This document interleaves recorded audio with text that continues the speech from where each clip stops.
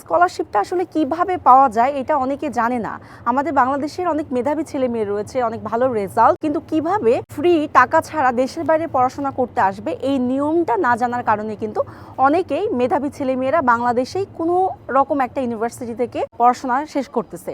দেশের বাইরে কম বেশি সবাই আসতে চায়, কিন্তু প্রথমে চলে আসে যে টাকার বিষয়। যে অনেকে আমাকে কমেন্ট করছেন যে দেশের বাইরে যেতে তো অনেক টাকা লাগে, টাকা ছাড়া দেশের বাইরে যাওয়াই যায় না। তো আমি একটু আপনাদেরকে ক্লিয়ার করতে চাই, টাকা ছাড়াও কিন্তু দেশের বাইরে আসা যায়। যার উদাহরণ কিন্তু আমি আগের ভিডিওতে দিয়েছি। আমাদের রাজশাহীর এক ছেলে, সেও কিন্তু স্কলারশিপ পেয়েছে 7টা ইউনিভার্সিটিতে ইউএস এর, এবং আরেকটা মেয়ে ওর বাতো নওগাঁতে, সেও অনেকগুলো ইউনিভার্সিটিতে স্কলারশিপ পেয়েছে, তাও আবার অনার্স করতে সে অলরেডি ইউএসএ চলে গিয়েছে।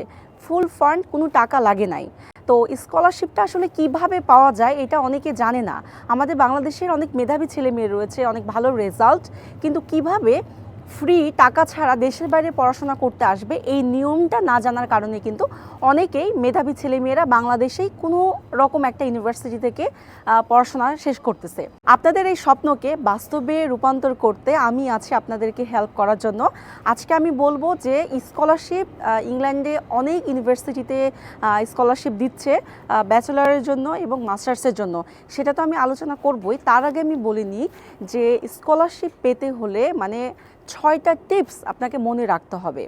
যে 6টা টিপস মনে রাখলে আপনি খুব সহজেই স্কলারশিপ পেতে পারেন। তো আমি পরের ভিডিওতে খুব সুন্দর করে এক্সপ্লেন করে দিব যে আপনি কোন কোন ইউনিভার্সিটিতে আপনার স্কলারশিপ পাবেন।